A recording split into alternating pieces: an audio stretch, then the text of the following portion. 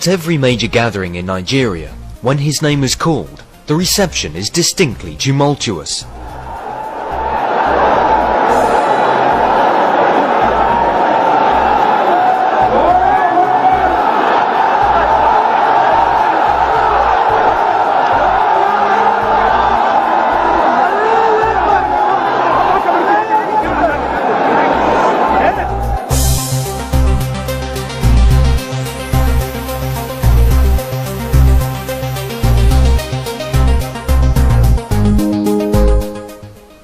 Across the country, wherever you go, his pictures adorn the streets and buildings.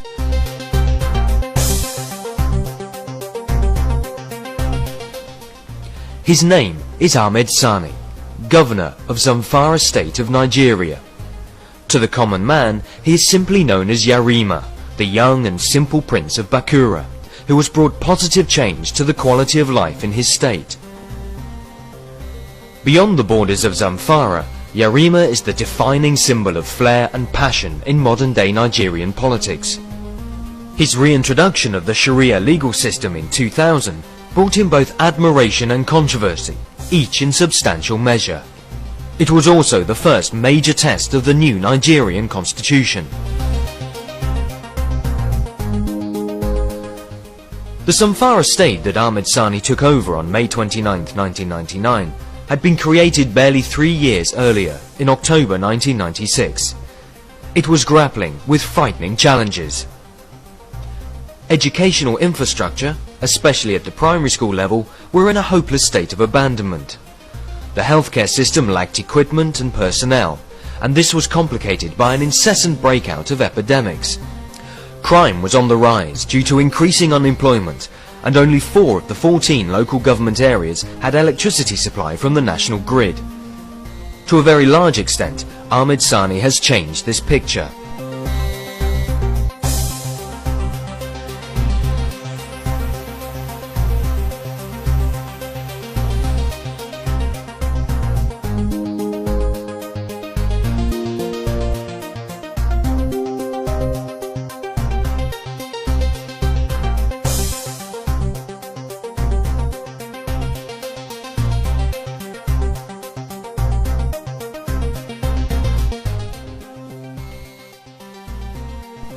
Today, all primary schools have been rehabilitated, whilst teachers' wages have been improved. 4 new tertiary institutions have been established. A vastly improved agricultural sector has evolved following huge injection of inputs, modern ideas and implements. Guinea worm has been totally eradicated thanks to the efforts of international agencies and the improved access to safe drinking water, mostly through the 730 boreholes sunk by the government. Today, over 180 towns have been linked to the national grid. The poverty alleviation program has reduced both unemployment and crime, with Zamfara now enjoying the lowest crime rate in Nigeria.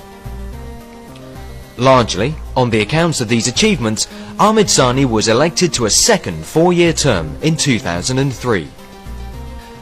In spite of all the achievements, Ahmad Sani had difficulty being understood when he introduced the Sharia legal system in Zamfara state in the year 2000.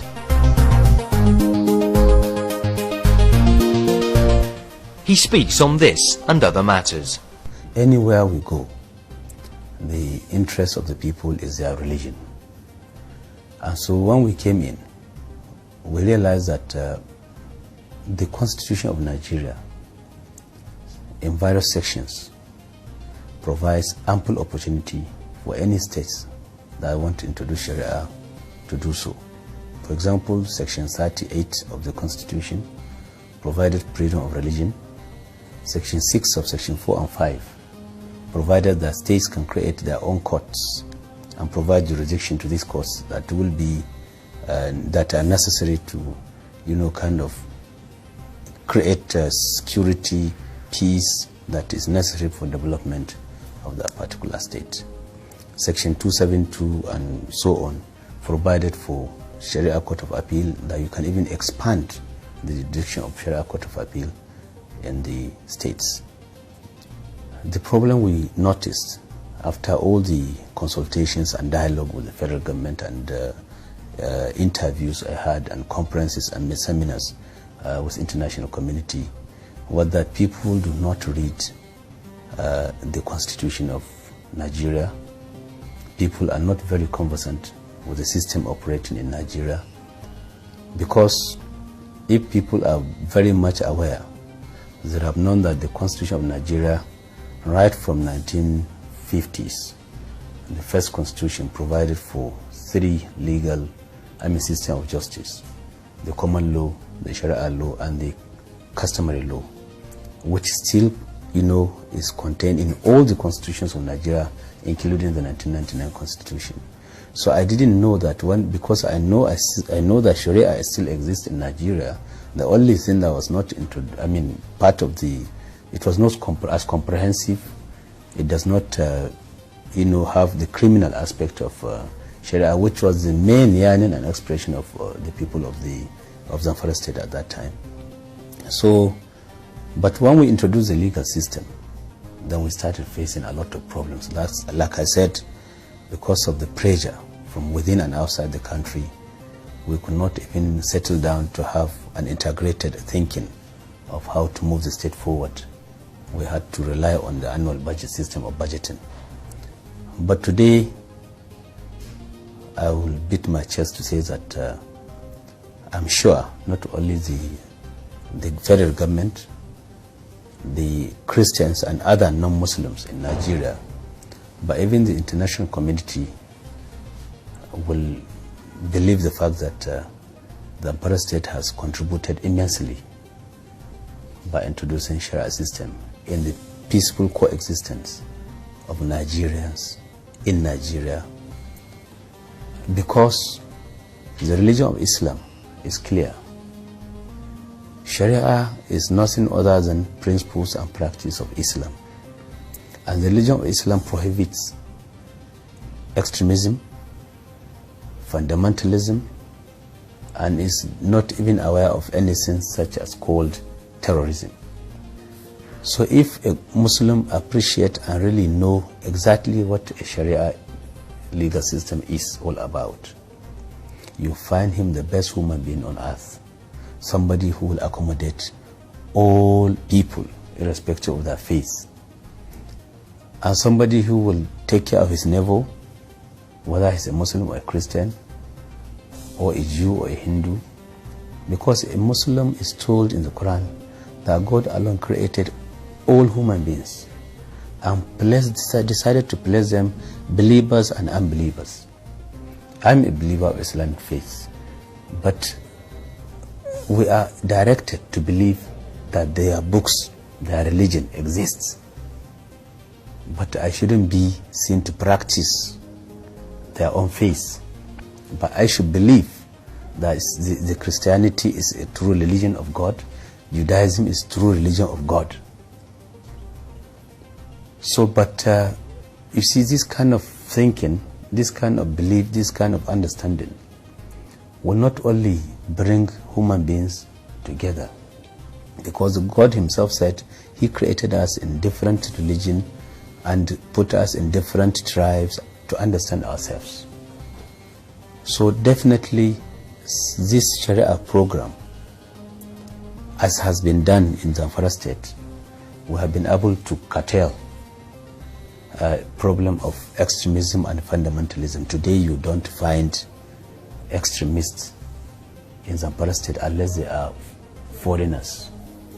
They come to our state maybe to preach, and because our people have been mobilized, they have been sensitized about the Sharia, they know what they are doing. Nobody will come and make them to have another change of idea. They know what is religion, they know what they are expected, they take care of their neighbors, they take care of their visitors, they make sure they remain on their religion. God created, from an estimate I have seen, over 6 billion people, human beings. And less than 1/3 of that population are Muslims. And we believe that God cannot make mistake. So does it mean that a Muslim will say that nobody should exist in this world except he is a Muslim, or a non-Muslim should say that no Muslim should exist. So terrorism, fundamentalism, extremism are alien to Islam. And no good Muslim should be a terrorist, no good Muslim should be an extremist. Under Sharia, Muslims are expected to be true believers of Islamic faith and practice the religion of Islam the way and manner the Prophet, Holy Prophet ﷺ, brought it to us, and be our brothers keepers, respect other people's religion, allow freedom of expression, freedom of religion, freedom of speech, freedom of association. All the international so-called human rights are supposed to be promoted by a Muslim, not to see a Muslim fighting against human rights, because every human being is given total right under Islam. When we started in 1999, we found that there's a lot of apprehension from the Muslim community of Zamfara State to Western education. It was not as a result of the fact that Sharia prohibits women from acquiring knowledge, whatever type of knowledge, but because of the societal problems, inherent socio-economic problems of poverty and illiteracy. So having identified the causes of this problem of apprehension in Western education and people not ready to send their girls' child to school, we first started by establishing an agency for poverty alleviation, trying to ensure that we empower our people to be self-reliant, to be gainfully employed. And with the introduction of Sharia, we introduced special schools for female children called girls' focal primary schools, and provide special attention by provision of way of feeding, additional feeding support, uniform, additional teachers, well-qualified teachers, and make sure that these schools are distinctively different from the normal conventional Western education, secondary and primary schools. Today, we are about to graduate the first set of female graduates from these schools to proceed to second level of education, that is secondary education. And today I want to tell you that there is pressure not only on how to get this infrastructure added to accommodate the increasing number of students. The parents are begging us, begging the government to admit their girl children to school. Today you go to Zamfara State, you find permanent secretaries, you find commissioners who are women, you find the chief judge of Zamfara State is a woman, because we believe that Islam under Sharia provides that human beings, it did not say men alone. Mankind were directed, human beings were directed to seek for knowledge, all types of knowledge, both religious knowledge. The only restriction is that a woman is expected to behave according to norms and values of Islam. The Zamfara State government not only accommodate and welcome all international agencies that come to us to help us, to support us, we also ensure that whatever guidelines, whatever suggestions, whatever ideas that they come up with are properly followed and implemented, because we know they are in the best interest of our people. Agencies such as UNICEF, this Global 2000, the program of Guinea, one General Gawan, a former head of state, came and met me with a program under the Jimmy Carter Foundation. We not only received him, but we assured him that we will give him all the support he requires to ensure that he helped us, because we see it as a help to our people.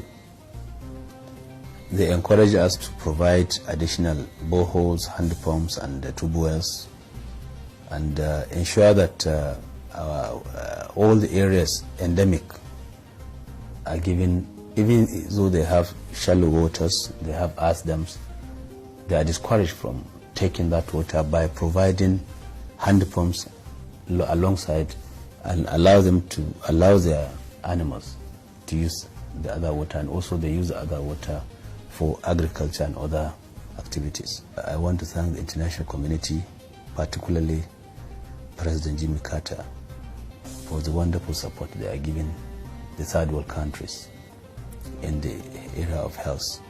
And I'm happy to say that, to confirm that they have announced the Zamfara state and pronounced that the state is Guinea-worm free today.